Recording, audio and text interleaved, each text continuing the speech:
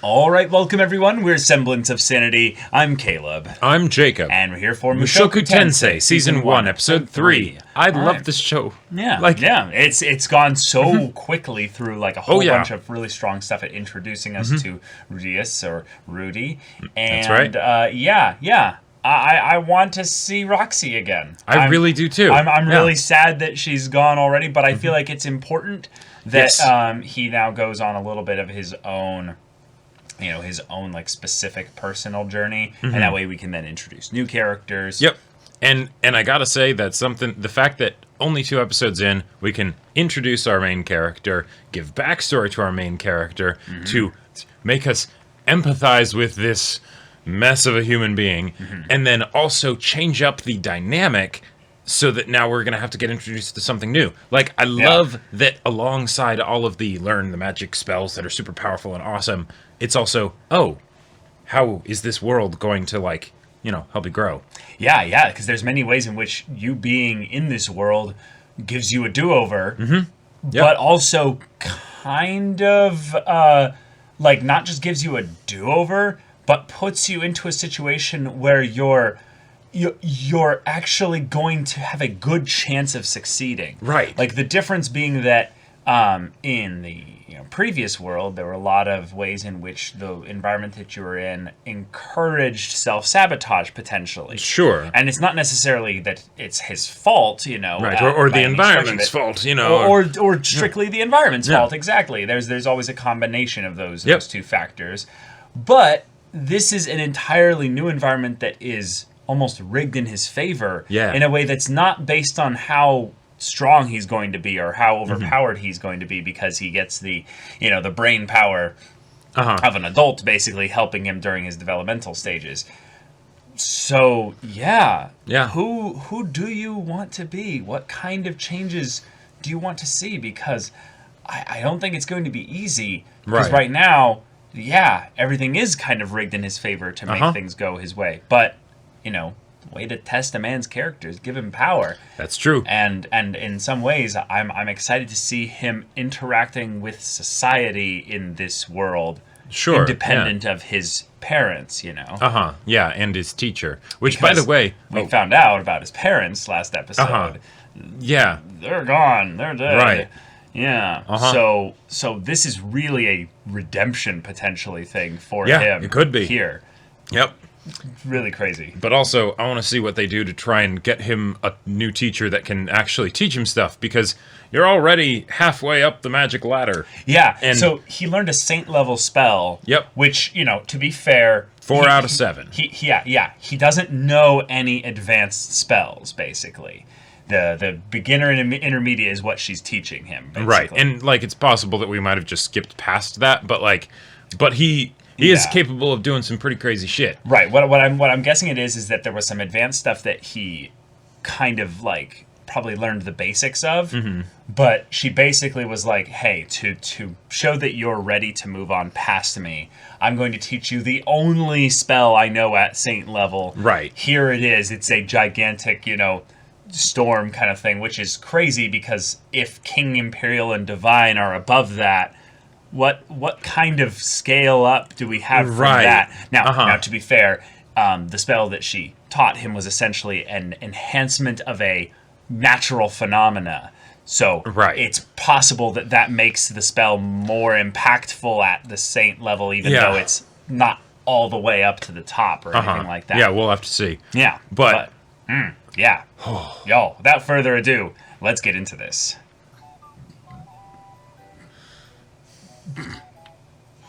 His morning ritual.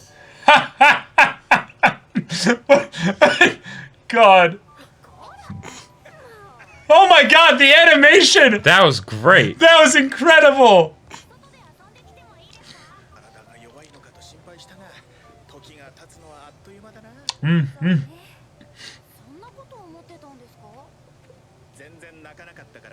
Yeah. Oh.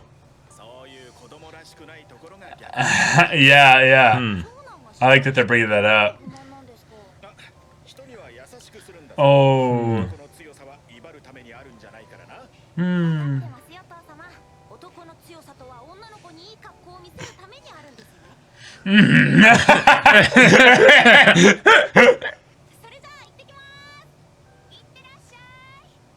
Wow, life is so carefree. Uh-huh. Yep. Yeah. Oh, yeah, because he's already developed so much that... Right. What does he have to, like... To teach him. To teach him, yeah. Oh.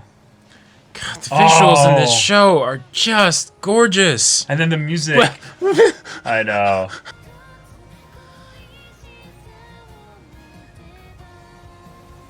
Not even necessarily magic stuff. Just reading about the world.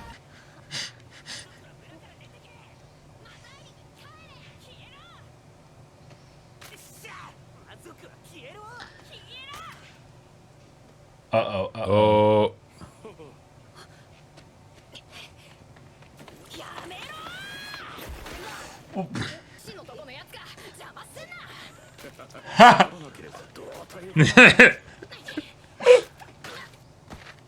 Oh. Uh-oh.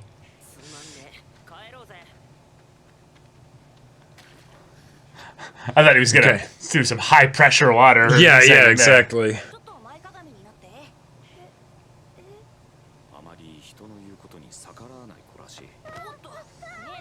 No, gonna wash you, yeah. And he can make it warm too. Yeah. Yep.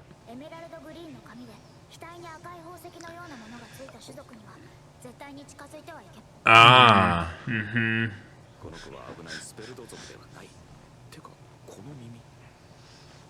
Oh. Oh, it's blood So right in his sweet. hair.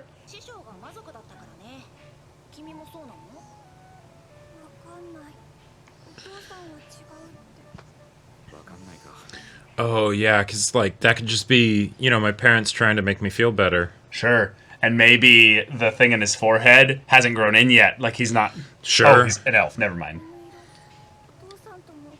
Oh, a half-elf. Oh.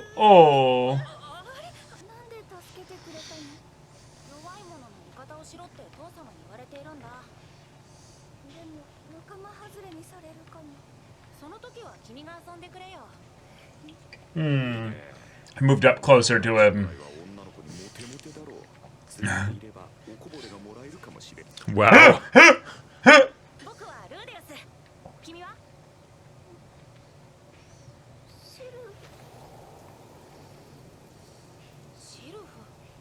Okay. Yeah. And literally the wind blew Uh-huh. right at that moment. Yeah. Yeah. Never. You definitely haven't known what Yeah, I that's was gonna like. say you haven't either. Uh-huh. His little smile. Oh. Teach him magic. Okay. Now I wonder if he teaches somebody that doesn't know better, if they'd also learn to do it without incantations. Maybe.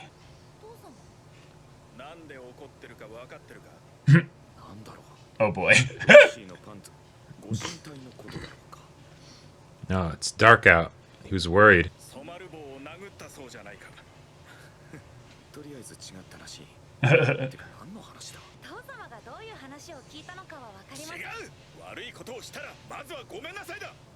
Oh.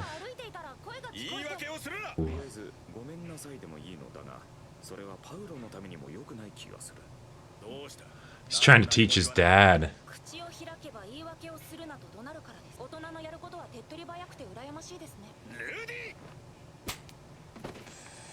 Shit.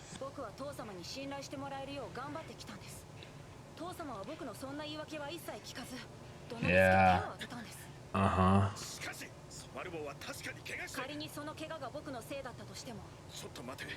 Yep. Yep, good. Uh-huh. Yeah. Good. Yeah.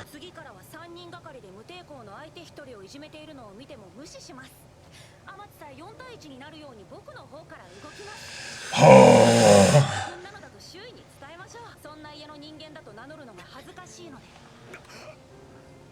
Oh, God. Damn. You might want to, too. Yeah.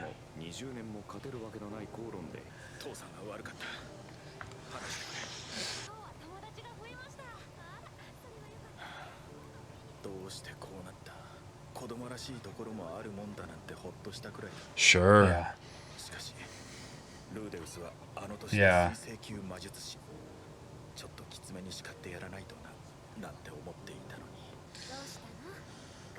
Yeah, talk it out. Talk it out. Yeah, uh-huh.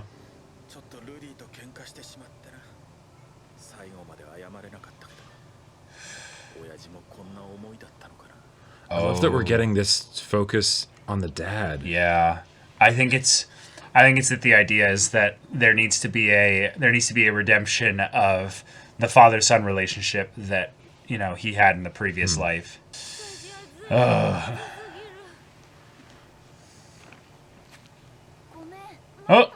the wind as he approached. Yeah. That he might not have even. Whoa! Oh, 6 months. Okay, so we're rapidly going through time here. Yeah.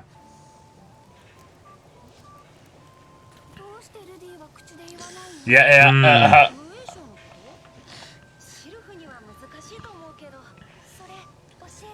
Yeah. So might actually be able to. Uh-huh.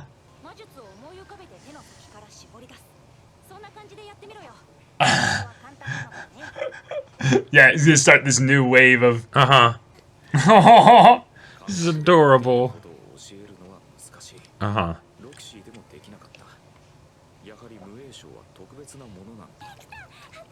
Oh my god. Oh. Oh my god. This is so adorable. That is so sweet. Wow. Yeah. Vinland.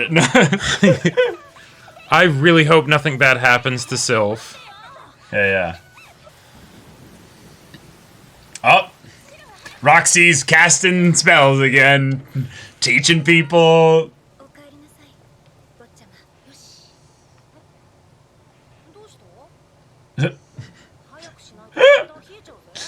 Did he just assume that Sylph was a boy? Yeah.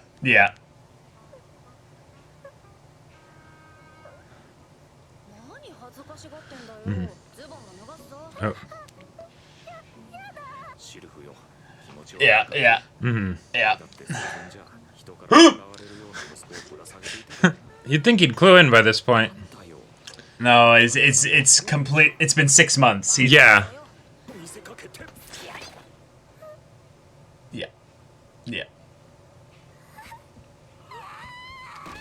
Yeah. Uh-huh. And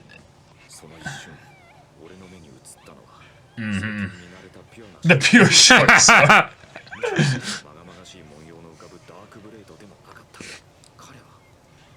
Was a sheep. Mm-hmm. The thunder and lightning. No.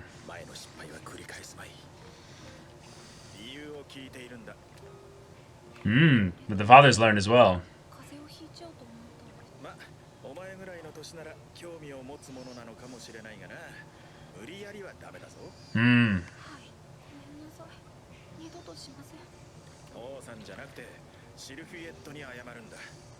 We got the full name. Yeah.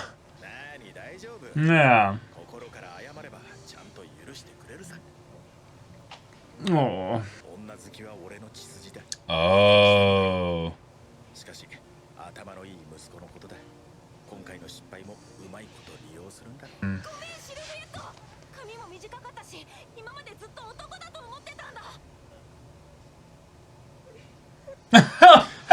Make her cry again. That makes her feel worse. For a different reason. No, it's just. Mm-hmm. Oh, this is sweet. We get some father-son time now. Yeah.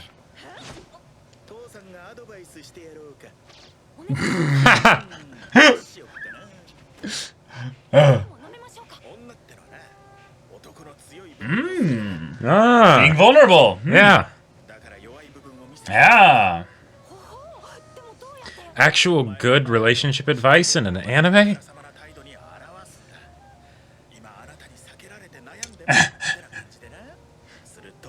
No. Oh, I can see how this will get. I can see how this will get slightly twisted. Yeah.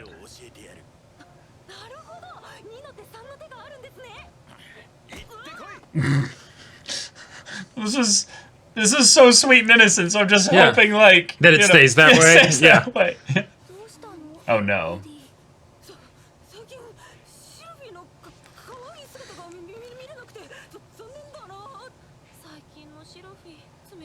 Hey, there we go. It starts with an S and it ends with a Y? Oh, well, he already said that, I suppose.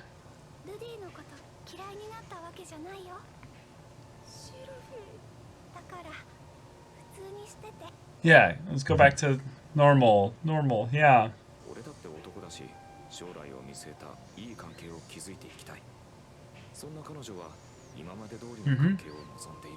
Learning magic, having fun.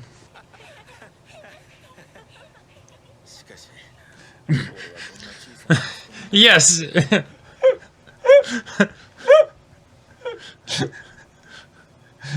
Oh, that was a great episode. I really like felt the stuff with Paul though. Okay, so we met our first new character after Roxy, Sylphiette. Awesome.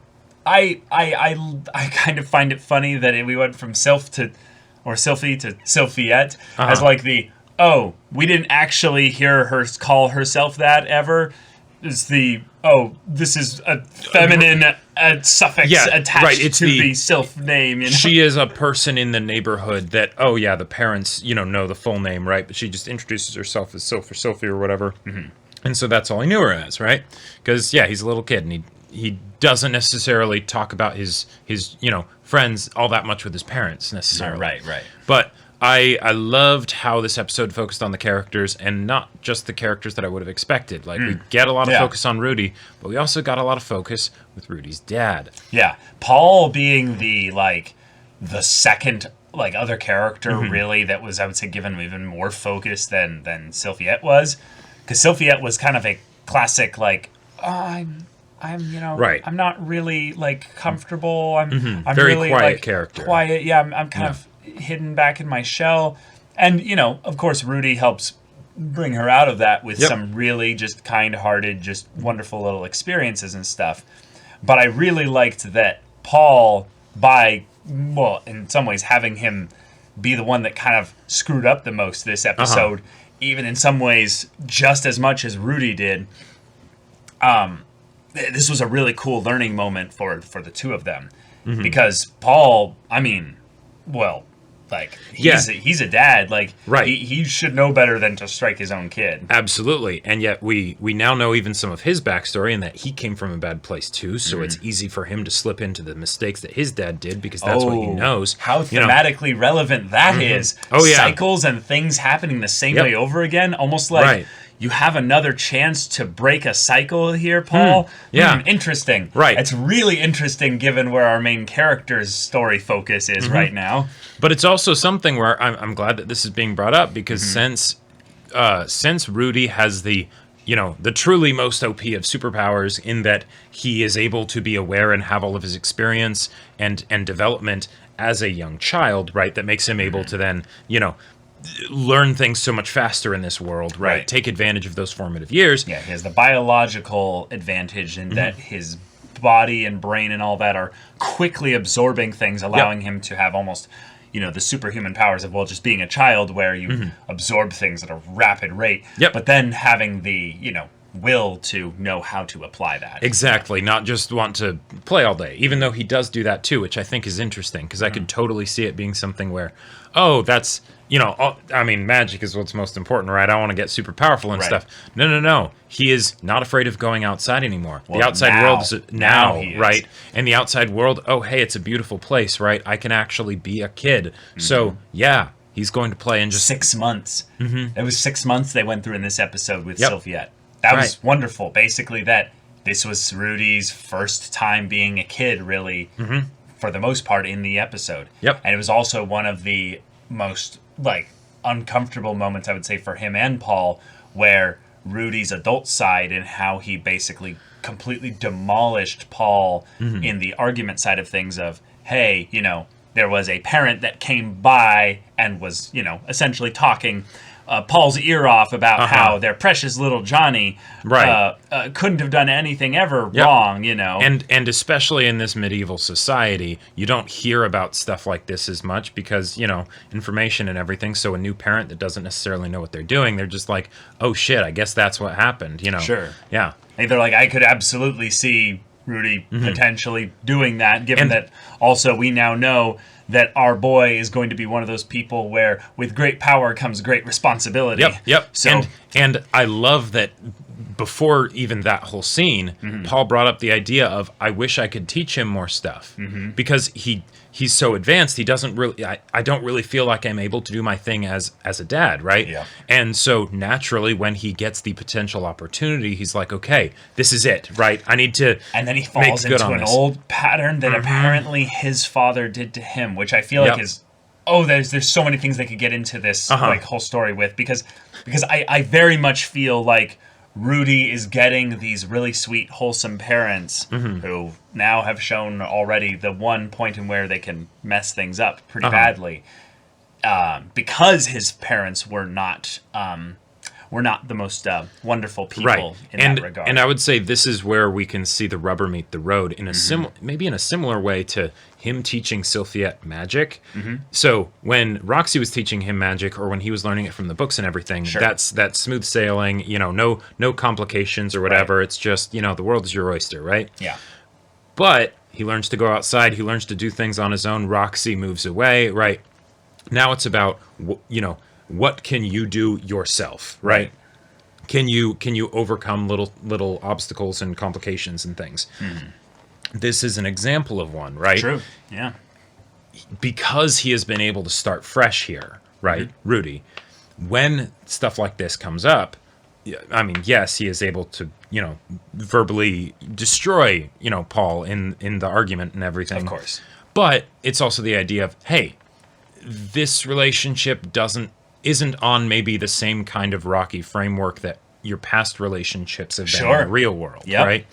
So, where you have 20 years of wearing them down with arguments about why you need to stay inside. And also just associated, wearing them down with the arguments, but then also the pent-up frustrations because of past arguments that weren't resolved properly. Sure. Or just potentially, I've seen this quite a bit, is there's this really unsettling resentment that happens when a parents and the kid basically end up creating a really unhealthy kind of depending kind of mentality that can turn basically the relationship really sour. So I'm hoping we start to see an empirical kind of visual perspective on the real world side of this as well eventually. Yeah. And hey, because of the stuff now, it might be a bit of a Rudy awakening, I'm sorry, for Paul, but given that Rudy knows all of this stuff from the real world with like studies on human psychology and things like that, and parent-child dynamics and, all sorts of things, he could actually be very helpful for Paul of like, if you think about it, right, this is where it's coming from, right? But like... And then they're going to be like, okay, we need to go to the witch doctor and be like, our son clearly is possessed by an adult. We need you to exorcise the adult, Yeah, but we ended up having something also where then Paul later was able to be like, hey, showing your vulnerable side is good too. Right, I get to be a father here, and then at the end he's like, wait, what am I teaching my 6-year-old? Yeah, exactly. Like not that the whole thing of, hey, showing your vulnerable side, that's good to do, but it's like, wait, hold on, my son is 6. Right. But at the same time, I think that's interesting because what he was wanting from Rudy is for Rudy to show his vulnerable side. And that's probably one of the reasons why Rudy's words, even though they were right, hurt so much in that moment, because it was something where he wanted to basically see the ways in which his son was just a regular boy so that he could teach him. And all of Paul's words hurt? Or sorry, no. Rudy's words hurt Paul because he wanted he was thinking, this is my chance to be a father, right? And then not only is it not his chance to be a father, not only did you screw up and act like your old man, right? But on top of that, no. There is no vulnerability here in this regard. No. None. Like it's actually kind of impressive because what Rudy basically showed here was that, oh, you want to teach your kid this? Cool, then I'll do that. I'll do exactly that. And this is, I would say, something that is just a really, really important thing for parents to understand. And this is why I almost always put the responsibility in these kinds of situations like heavily in the parents' side of things, because, well, they, are in this position. Yep. So I'm sorry, you got to teach the little gremlin. Yeah. You have the burden of suffering through the maturation process of this little human. Yep. So, and you've got a few years on them, except in this case where you don't. But you think you do. But you're do. starting to realize that maybe you don't. Right.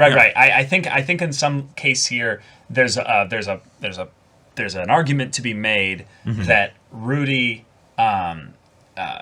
basically doesn't have the presence of mind to basically understand that the respect for his father, in this case here, of when his father is basically being like, hey, you did something wrong. Yeah. And yet so much of the way he was like flipping this back into Paul's face felt like, oh God, if this is the kind of arguments that he has basically with his parents when he was, growing up and stuff and, wanting to stay inside and scared of the outside world of other people and stuff. That's really, really, I'd say that's just really informative of the kinds of things that he would have to, deal with. Yeah. Now, I would say on some level, it's until we get some hard data as to what happened with his, maturation, childhood, teenage years, and all that. There's no one to blame yet, Right, but so it's not it's going to be complicated or what have you. But oh wow, yeah, it's extra depth to a scene that could have just been a because the fact that he was able to respond like that is more than just, hey, I'm smart because I'm an adult. Right. It's more, I'm practiced. Yeah, exactly. I have experience doing exactly this. Right. Yep. And you don't. Well, not like this. Yeah, to be fair, I don't really care about Paul's lack of experience in this area here. No. It is far more interesting about the idea that Rudy has mastered this. This is a science. Done a lot of work in this. And well-tread the way he territory. spoke to himself about having 20 years of experience in this, saying that he would do this when he wasn't even in the right. He made the point of how, no, I've been doing this for 20 years and I'm in the right. You stand no chance. Yep. Which is like, oh, wait a minute. So he's aware that there were times when he would do this, not when he was in the right, just to do it, just so to that he get could what he either wanted. Yeah. get what he wanted, keep them from getting what they wanted, or at the very least use it as a protective kind of, spell, if you will. Right. But okay. I think now it's basically a good time to talk about the fact that we had probably our first scene that was the most like, potentially like uncomfortable scene, but and weirdly enough, this one actually was less uncomfortable for me than most from the the part where it got a little uncomfortable for me was because of the show implications rather than the character implications. Right. The story I don't think is really like problematic. I think it's more just the thing of where, the creator decided to... Yeah, the creator decided to have this happen. We know what's going on. It's taking a long time for this to happen, and but the thing that I would say is very helpful in this regard is that the main character had no idea that this is what he was doing. This was a genuine mistake where he assumed that Sylphie was a boy, right? And then this comes about as a result of that. And yet, the thing I really like about this is it leads to a conversation with him and Paul, is that Paul's like, hey, did they say no? Like, that they didn't want this? It's like, yeah. And it's like, well then, Right. You're not supposed to force this kind of thing on people. Even if it was a thing where you had some kind of, I thought you were a boy. Even if they were a boy, it doesn't matter. And I really feel like if things go positively between Paul and Rudy, which I want to bring up the idea that it doesn't have to, because the way that this conversation happened post him stripping Sophia was naked in a bathtub with the person that had hit you a while ago and never apologized for it. Yeah. And there's a very clear difference in the way that Rudy acts with Paul in this case, even though he is speaking in his own head of, I'm not going to blow off, or I'm not going to pop off, basically, this time. I'm going to keep it on the down low. That's not necessarily just, Rudeus being like, wise. That's also a thing of, no, I've learned how to interact with Paul in a way that is most beneficial to me. Right. Not necessarily... And I did screw up here as opposed to the previous time where it was, it was that I did the right thing, but, someone else said I did the wrong thing. Yeah, but I want to bring up the point is that him screwing up here, it's not that big of a deal, but it's the idea that I think that when he goes down there to then apologize, he apologizes because he thought that they were a boy.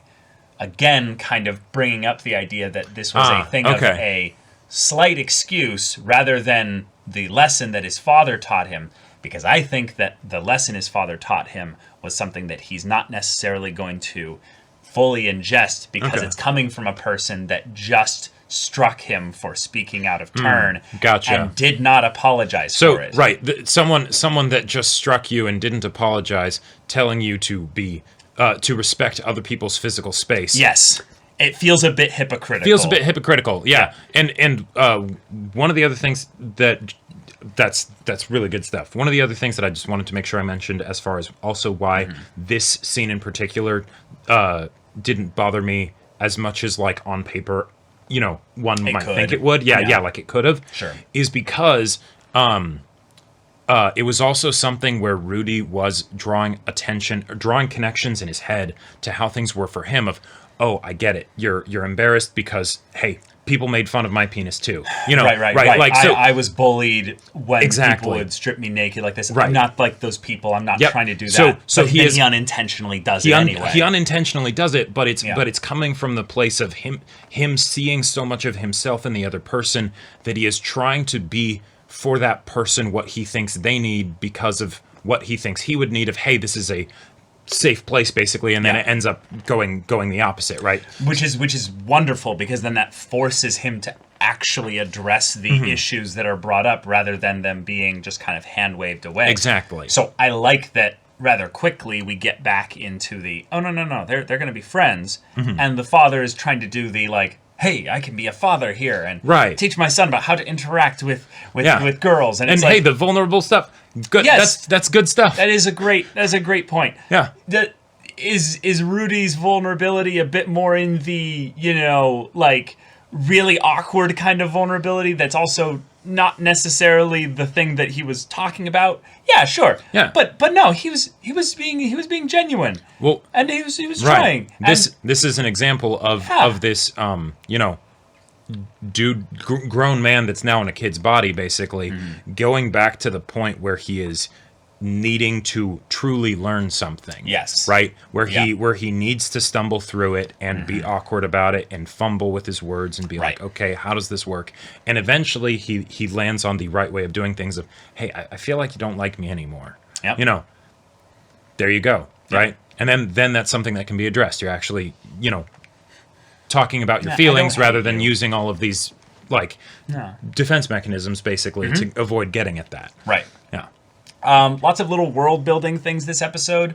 Sylphiette, father is a half elf. I thought he was an elf, but I guess I missed the half big thing there in the beginning. Yeah, because Sylphiette looks very, very elf. Yeah. On looking at the image of their parents, the mother looks to be a very stereotypical human. So, and the dad does not have green hair. So if those things are like the whole thing of maybe the father cheated on the wife. Well, sure. Well, I was going to say that the likelihood of Sylphiette being a Spurd who maybe the thing on the forehead.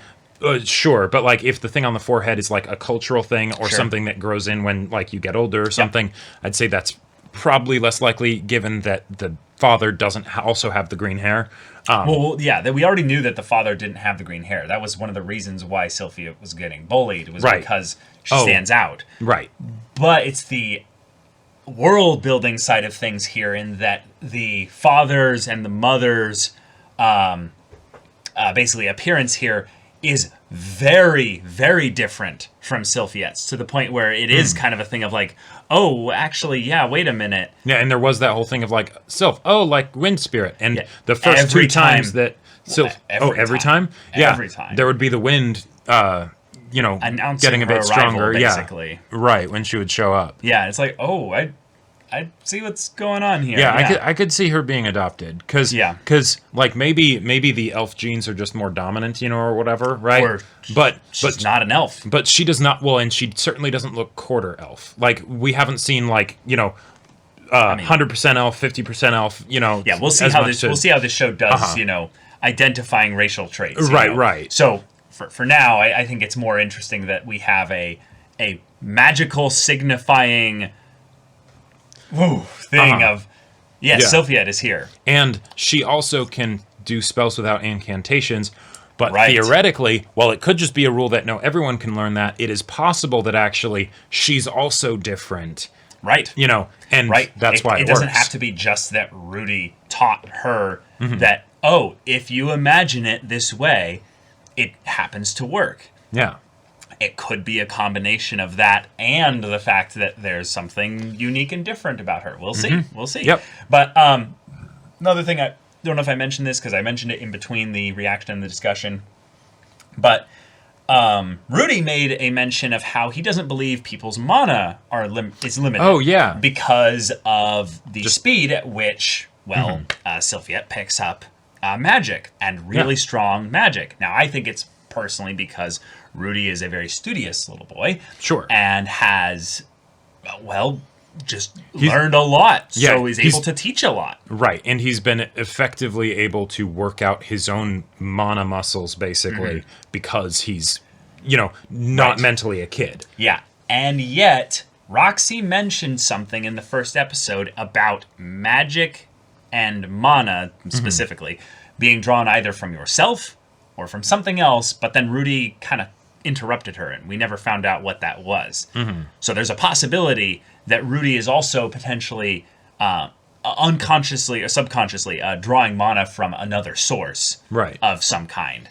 And that's just going to be something we'll find out maybe later. Yeah, that would be a really fun world-building thing to have thrown in there, especially if it's something that takes them by surprise. Right. Like maybe he doesn't actually find out that that's a thing or that's a big deal until they go to the magic school of Renoa or what have you. Or some patron ends up, comes calling because it's like, oh yeah, you've been using my power without realizing it, I really, really, really would love that. I think this story seems to be lending more towards the literal arcane kind of style of magic, and they even brought the idea that there's only really 3 types of magic. It's just attack, healing, summoning. Yeah. And then it's either incantations or magic circles. So none of that seems to be spirit-based magic, even remotely. Sure, yeah. Like magic circles I could see being something where you then summon an entity that then gives you stuff or what have you. Yeah, they do stuff for you. Right. That would be under the summoning and all that. But yeah, I would love to have it be maybe even a thing where the isekai part ties in something to the magic of something, but we'll see. One of the things that I like as we spend more time with the parents, that is always just kind of in the back of my mind, that this would be the classic place where I would expect some sort of tragic backstory, right? Where suddenly, something attacks, right, and his family's put in danger, and even if they survive, like their home is destroyed or something like that. And with the focus that we ended up getting on the dad this episode, if that did happen, I could see it having a ton of impact. Because like it's not just the generic fantasy parents anymore. It's like, no, this is Paul, right? We know who he is. We know what his weaknesses are, his strengths, and all that stuff. We see him struggle, right? Yeah. But Sylphiette could be the potential beginning point of where that problem lies, is that it's like, oh, your son is making friends with that. Won't they shun you for that, Right. There could be some very subtle foreshadowing that's coming about here. Yep. Like that they could end up getting ostracized from the town, or they could end up getting like kicked out of the town, or something could get do violent. Sylphie's We'll see. parents know that she is being taught magic? Sure. And if it's something where she is like adopted or something like that, and they're just like protecting her or something, But they're intentionally like maybe not teaching her magic for some reason. because she actually is one of those spared or whatever, right? And they're just like, no, she's our daughter, right? But then suddenly she starts learning magic and everything. That could make things really complicated, and then we could get some Beauty and the Beast mob song, like things could get crazy. And I'm wondering at what point Rudy is going to strike out. It could be just because he grows up, and then it's all right. I'm also going to go to the university. I feel like in some ways that's what this like whole like section of the story could actually be. Is that it's just we are spending 6 months every episode going through the life of this character just growing up. Yep. And it's important that we I love that. rapidly grow him up to at least like, I don't know, like 8 to 10 or something like that before he sets out, because, they've made mention about the whole birthdays on 5, 10, and 15, So in some ways the next, milestone for his 10. life is 10. Yep. But adulthood is 15. Right. So maybe it's the whole thing of where he sets out at 10 and they're just like, well, promise to come back at 15, okay? Like, right. And it's that thing of like, yeah, because when that- Paul that- mentioned that, like, if he had shouted at Rudy to just get lost and never come back like feels his like old he man would. had done, that he would have done it. The fact that he has that understood sense, that. he understood that when Rudy is 6 or 7, right? That's a big deal. that's a big deal. Yeah. It's also something to note that I loved the way that Zenith kind of downplayed a lot of his concerns a little bit, not just as a way to like help him cool off, but kind of let him talk this all out. Is she's not directly saying, "Oh, honey, don't worry about it," and basically like kind of minorly gaslighting him, but basically saying basically like she's not downplaying it. Yeah, she's not downplaying it, right. But I think what she's basically doing here is saying like, it's gonna be okay. Like you're gonna mess up. It's Right. all right. Yep. Like, thank you for probably telling me this. Right. And then But it's but the whole. he's obviously not gonna go away. Like that's not going to be Right. a thing. Yeah. Now. That's something where I wish we would have seen a little bit of them talking a bit more. But hey, maybe that'll happen in the next episode, because the next episode is called Emergency Family Meeting. That's true. And given that we got this focus on Paul, I'm very much looking forward to the focus on Zenith and just generally their family unit as a whole, because since, Rudy definitely didn't have something that was positive in that regard, I want to see him have that. Because family is such a integral. wonderful thing. Yeah. Also, the fact that he's teaching someone magic without necessarily his parents' knowledge could mean that Zenith's like, hold up. Get Rudy, come here. All right. I'm the magical person here. This is You're not going okay. to- You cannot just teach anyone magic This is without part of the- talking to their parents and Right. stuff. Oh, so sure. we're going to go, they could have like a family meeting where they bring in the other family. They're like, hey, so our son is an advanced magician. He has been teaching your daughter. No. It's going to be okay. They haven't blown up anything yet. Nothing crazy has happened yet. But, I will then take supervision of their magical... Set up some ground rules for... Right. It'll be done in our yard, Right. It'll be done here between this time. You can but come please watch, let them stay friends, or what have you. right. Like, that could be a really sweet moment for the mom to get some focus, Yes, exactly. But y'all, thank you so much for watching this episode's reaction and discussion. If you want to see the next episode's reaction and discussion right now, though, go check out the link in the description below for our Patreon. You can get an early access there. You can watch full-length timer reactions there, and all this comes with Discord access, so you can chat with us in the community there about this show, about anime in general, and also be sure to check out our Twitch channel. We stream every weekday. The info's in the description. Yeah, so if any of that interests you, we'll see you there. But until then, we're Semblance of Sanity. I'm Caleb. I'm Jacob. And we'll see you all Next time.